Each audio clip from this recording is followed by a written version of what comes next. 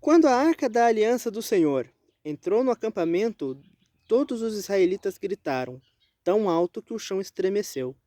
Os filisteus, ouvindo os gritos, perguntaram: O que significam todos esses gritos no acampamento dos hebreus? Quando souberam que a arca do Senhor viera para o acampamento, os filisteus ficaram com medo. Disseram: Deuses chegaram ao acampamento. Ai de nós, nunca nos aconteceu uma coisa dessas. Ai de nós. Quem nos livrará das mãos desses deuses poderosos? São os deuses que feriram os egípcios, com todas as espécies de pragas no deserto. Sejam fortes, filisteus. Sejam homens, ou vocês se tornarão escravos dos hebreus, assim como eles foram escravos de vocês. Sejam homens e lutem. Então os filisteus lutaram, e Israel foi derrotado. Cada homem fugiu para sua tenda. O massacre foi muito grande. Israel perdeu 30.000 homens de infantaria. A arca de Deus foi tomada e os dois filhos de Eli, Ofni e Finéias, morreram. Vamos entender isso que nós acabamos de ler. Essa passagem é do primeiro livro de Samuel, capítulo 4, verso 5 ao verso 11. E o livro de Samuel, a história de Samuel, na verdade, ela se passa durante ainda o período dos juízes, né? Ela vai marcar a transição para a monarquia, mas ainda era sobre o regime dos juízes durante o ministério do profeta Samuel. E acontece que naquele tempo o povo era muito rebelde para com Deus. Por mais que houvesse já a aliança, houvesse já a lei entregue por Moisés, a lei já tinha sido lida e ensinada e estava sendo em exercício no meio do povo, a fidelidade do povo para com Deus era deplorável. O povo se casava com mulheres estrangeiras, então se afeiçoavam com seus costumes, se afeiçoavam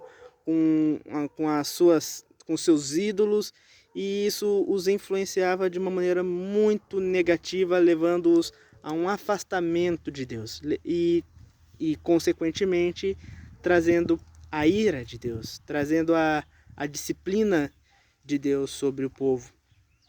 E aconteceu que naquele momento eles estavam em guerra contra os filisteus, a batalha estava árdua e Israel estava perdendo para os filisteus. Detalhe, Deus havia prometido que se o povo fosse fiel, se o povo continuasse servindo, Deus ia tirar os inimigos de seus caminhos, Deus ia limpar os caminhos deles para que eles tomassem conta da terra prometida, mas agora eles estavam perdendo, já haviam tido 4.000 baixas. Então eles não sabiam mais o que fazer quando tiveram a ideia. Vamos trazer a arca para o acampamento de batalha.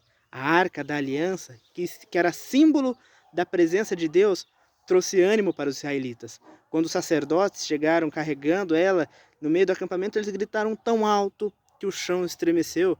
E tamanho foi o júbilo do povo naquele momento que até os filisteus ficaram com medo. Pensaram, essa não, eles trouxeram deuses para o acampamento, os mesmos deuses que infligiram todas aquelas pestes terríveis sobre os egípcios, agora nós vamos ter que enfrentá-los. Isso quase desanimou os filisteus. Porém, quando foram para a luta, ainda assim, Israel perdeu. E aí a gente se pergunta, mas o que está acontecendo aqui? A arca estava no meio deles. A arca é símbolo da presença de Deus.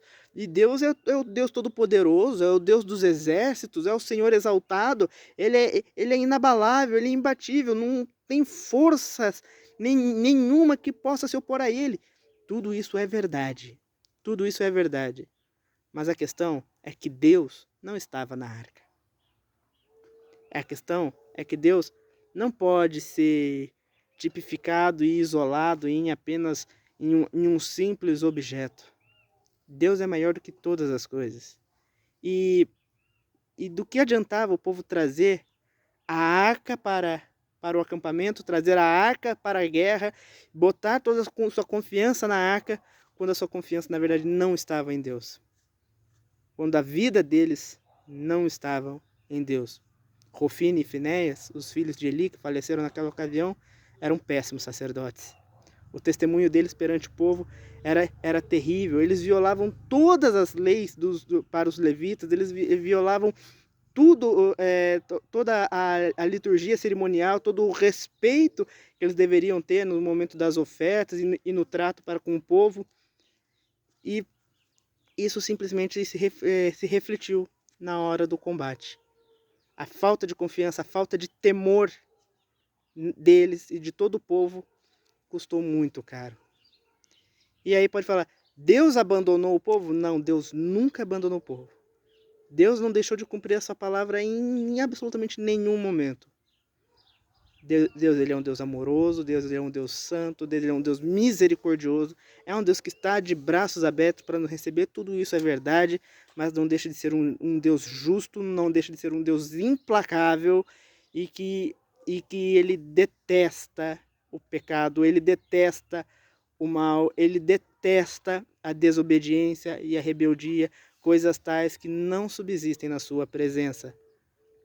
Deus não pode ser invocado numa arca. A arca era símbolo de Deus, era algo que representava a presença de Deus, mas não era, jamais poderia ser entendida como sendo o próprio Deus.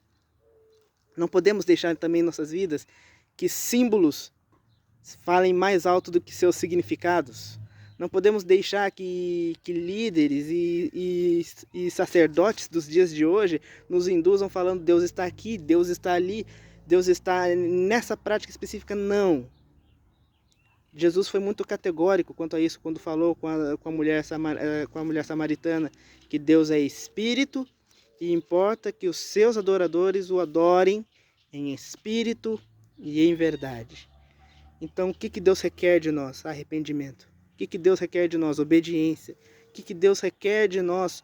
Que nós possamos depositar nele o nosso coração e vivemos realmente para a glória dele.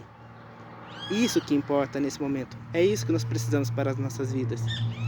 Que assim o Espírito Santo nos guie. Que sejamos verdadeiros adoradores.